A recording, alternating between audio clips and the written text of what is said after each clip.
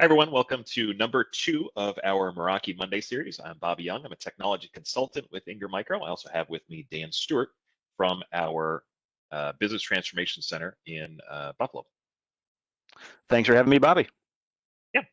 So this is number 2 in the series of Meraki Monday podcast kind of videos that we're doing, where we're showcasing Meraki technology, whether it's in the news or kind of some of the technology that might be coming out soon. In today's episode, what we'd like to do is talk about an article that we had found that we will also be posting for your own reading enjoyment about Cisco developing Meraki solutions for safe, secure, and efficient vaccine distribution. So this is in the Philippines, and kind of a summary of the article is that Meraki is working with the government to have vaccine distribution solutions. Kind of brings up a couple of the different issues that one might have when setting up kind of one of these field hospitals, right? So we've talked about field hospitals from a Cisco perspective. We're actually doing, Dan and I are going to be doing a healthcare recording actually right after this. So we'll be able to hopefully post that for your enjoyment as well. That kind of goes a little bit more into the different healthcare solutions from Cisco. One of those being the field hospital and kind of some of the challenges that you get from that. The bullet points that are on the screen right now, the solution that Meraki is really hopefully getting there to help with is kind of a mixture of security from a lot of different angles, right? So you have network security, where if you think about a field hospital or a pop-up, distribution site or something like that, you have all of the needs of a, kind of a hospital solution, right? You need endpoints connected to your network. You need to have a secure network. You need to be able to get them basically set up with power or even just a generator, but oftentimes you don't have, the ability to plug into their network. Personally, when I went to get my first shot of vaccine, it was at University of Buffalo, right down the road. I was lucky enough to be able to get in early, but my imagination is that that the system wasn't necessarily plugged in to anything at University of Buffalo. I've also seen drive-through sites. I've seen one set up in, basically anywhere where there's parking or anywhere where you can have a lot of people come through. Stadiums and stuff like that, have been popular sites here. My personal experience, everything was on paper and it was kind of a slow process. Everyone was super helpful there. Really, really nice. Lots of volunteers. But there were a couple of times as I was walking through, even when I walked through those front doors and they said, hey, can I have your name? I just gave them my name and they had a printed out piece of paper there that had a list of all the people that were, that had reservations for that day. And they just crossed me out and said I was there and then pointed me, down a hallway. There were arrows on the floor, but, it's kind of like stay to your right, and not really many people to check on.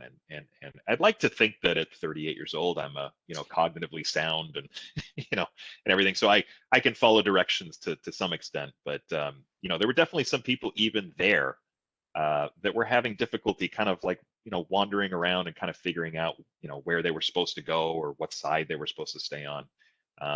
When I went to the second, station, they again, showed my ID, but again, everything was on paper.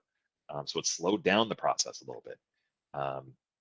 They wrote down my name and asked me whether or not this was my first or second vaccine.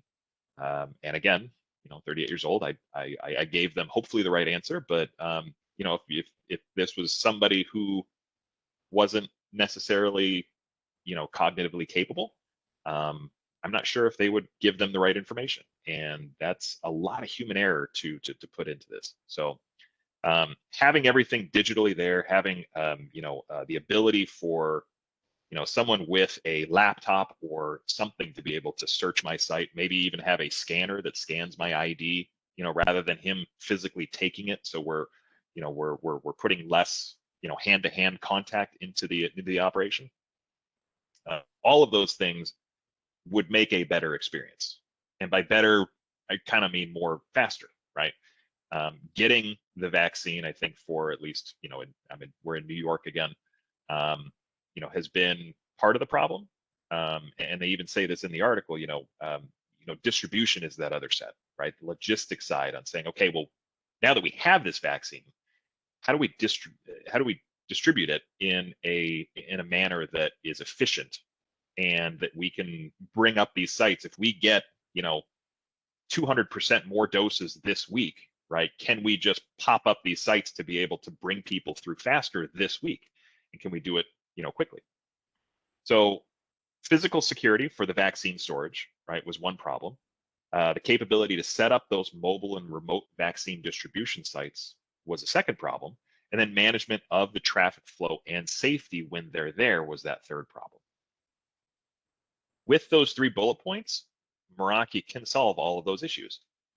From a network perspective, putting in something like an MX64 or a small firewall with, let's say, built-in wireless would give them the capability of not only having a secure connection to a main hub or something like that, but also be able to provide wireless, built into the box. And really, you could do it with nothing more than just a power connection.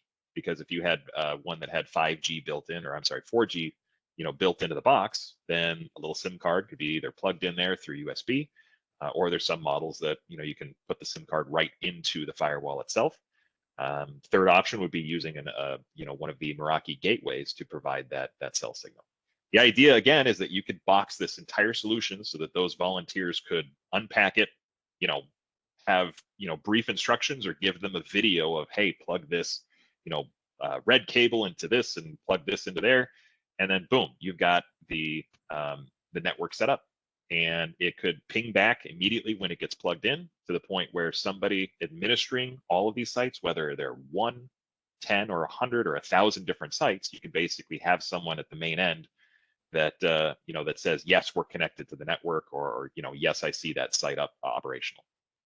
And again, the fact that Meraki has an MX that has all of that built in one is great, because there's just less power needs, because you basically have one thing to plug in, but then also a much simpler operation. So if you are utilizing volunteers for these, which a lot of these are, or you don't have an IT person on staff at every single one of these locations, you can still administer all of those IT needs from a central location. Yeah, Bobby, I think that's a great example of taking Meraki's common product portfolio and just applying it to a differentiated outcome, right? So we're talking in different areas where Meraki can be successful. That article you just referenced, posted the 9th of April, does a good job of highlighting a application of that technology that we're familiar with in the Meraki offering.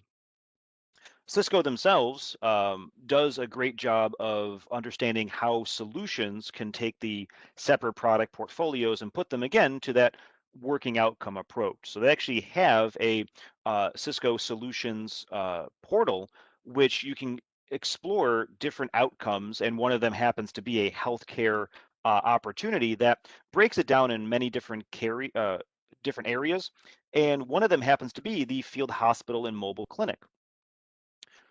And when navigating through, it can actually take you to understanding what might all be involved in something of that design. And while it does talk about the Cisco traditional portfolio with their Catalyst platform, their DNA solution, it definitely brings into the conversation the Meraki environment that Bobby was referring to here.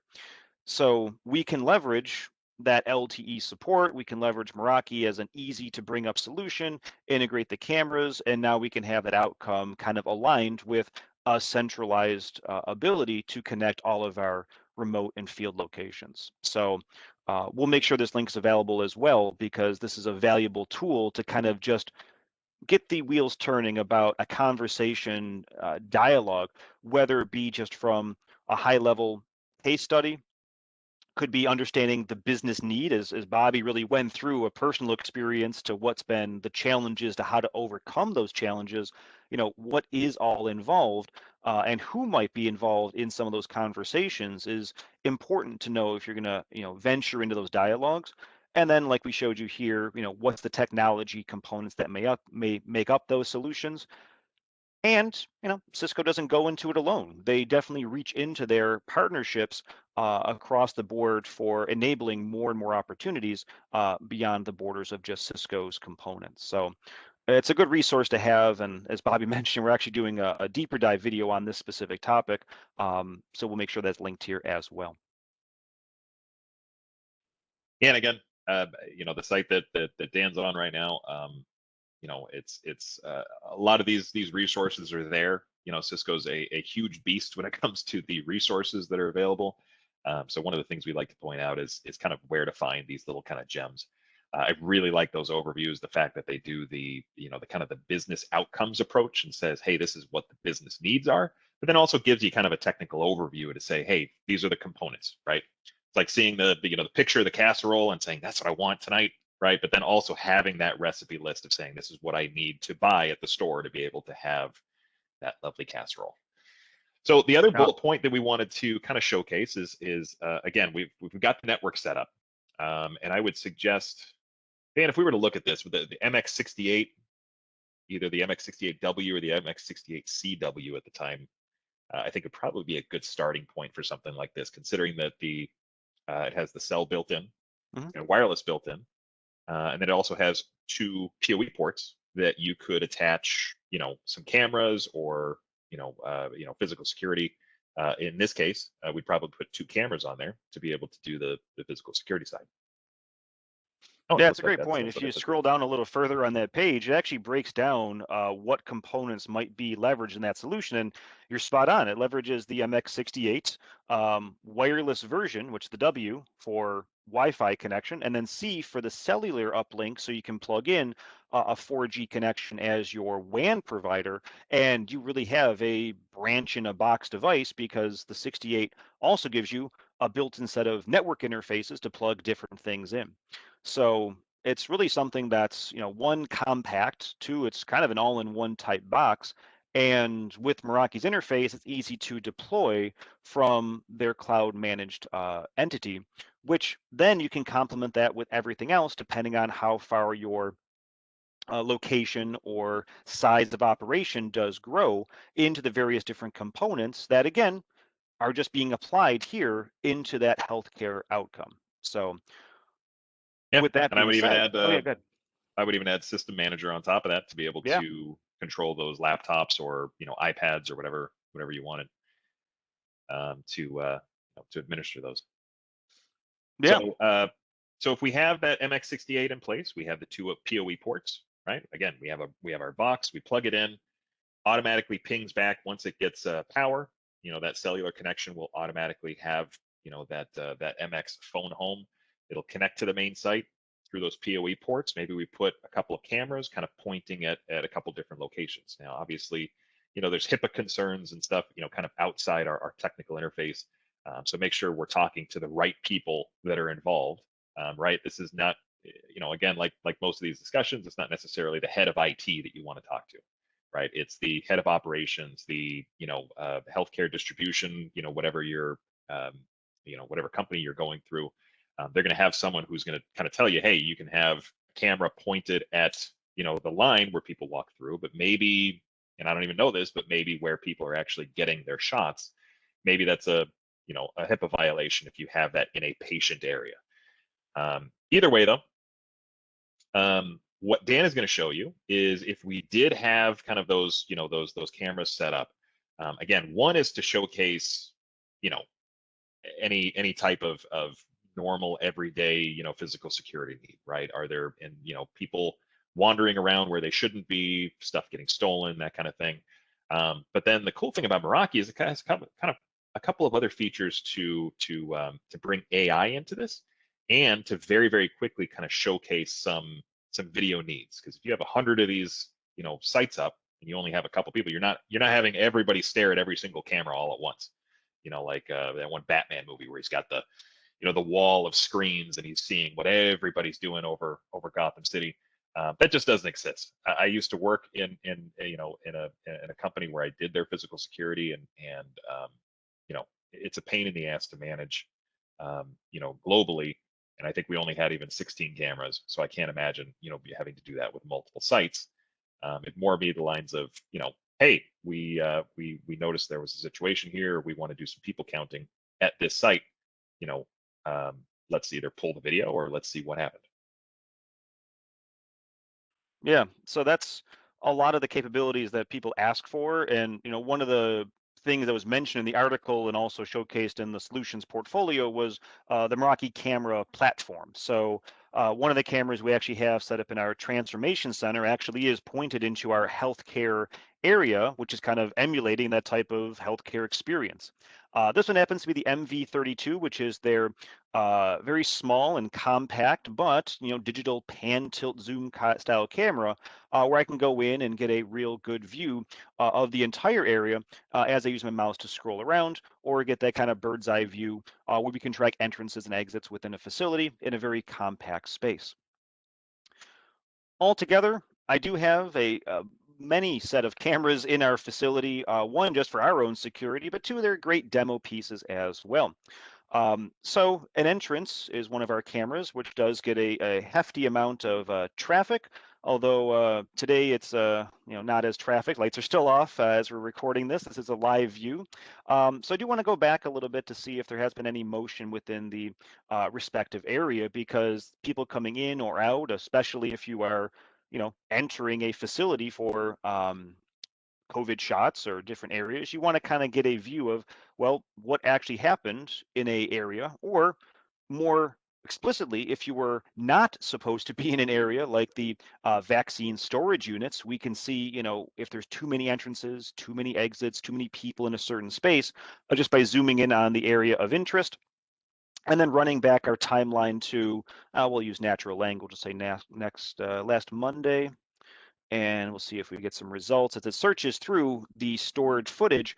And just from a quick natural language search of last Monday till today, or last Friday apparently, we can see that there was data captured of entrances within that facility. One of the nice things that Meraki allows us to do is get a motion path of that person in that space to where they might have walked in that area. So it's not just going to give us the ability to see the recording and say, oh, yeah, there was motion, but I can see specifically in the motion that was captured, they're not going further into the facility. They're really motioning between the entrance and one of our other areas within the center. And we can see that there's one or two people taking this similar path across the area. So I can even see at a quick view that no one in this time frame has gone further into our center. So I have no need to look at other cameras for other motion that might have been sensed, which is pretty powerful.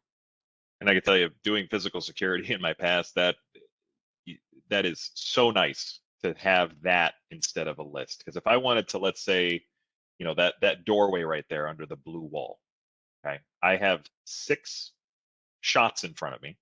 And usually you would just get a list, a time list that basically says this date, and you'd have to sit there and go through every single one of them, the entire video. And usually there's 15-second before where nothing happens that it shows you, just to kind of, to line everything up right.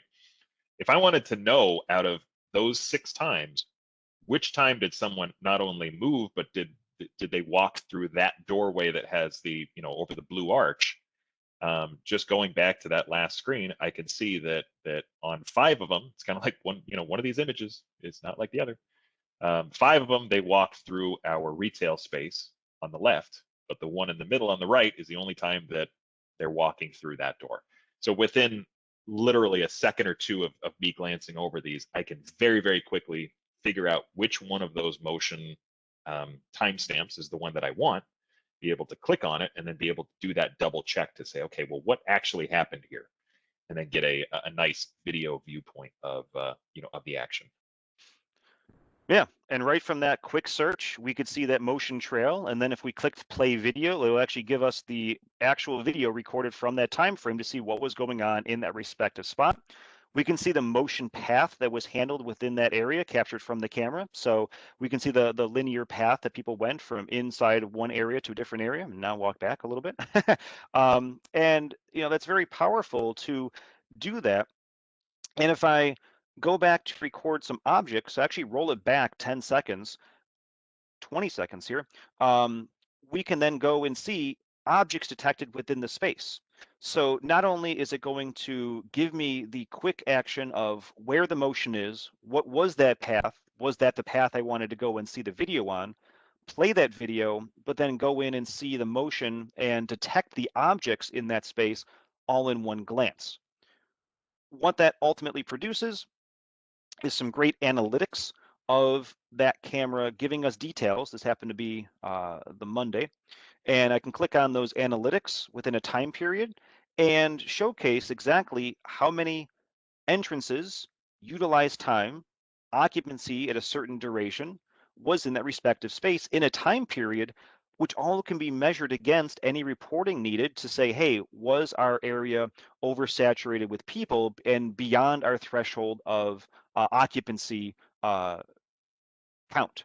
And we can see that and provide and create alerts against it, or even start tying these cameras into systems that go beyond Meraki, like something like DNA Spaces, which is another cloud application where I can give even more analytical reporting coming from the Meraki wireless and the Meraki cameras, and to get really some granular understanding and occupancy thresholds and alerts generated if more than the accounted people are in a space for a given amount of time, report that information back out.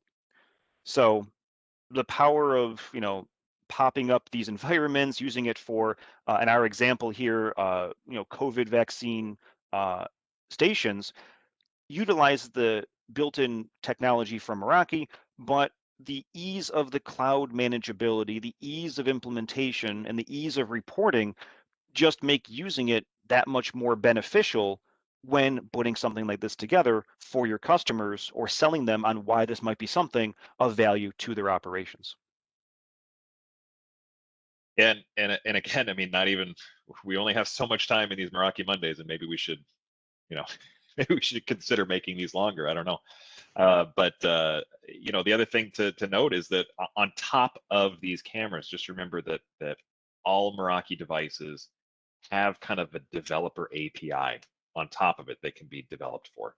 So on top of what we see here, the stuff that's built in, there are other third-party companies that have kind of built apps that sit on top of the MV product line to kind of give you more, more analytic information, more AI information, whether it's people counting, or making sure that people are social distancing. So if you had in my case again, right, a camera pointing down that hallway that I had to walk through to get my vaccine, right, there were arrows on the ground that said, uh, this is going this way and this is going this way.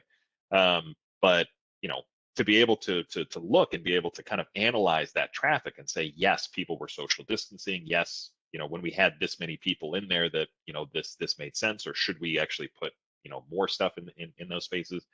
All of that can be done on that AI level, right? So going to developers.cisco or .meraki.com and taking a look at kind of that app store that sits on top of Meraki devices is a great place to go to kind of, step up the game of what's already built into these powerful platforms.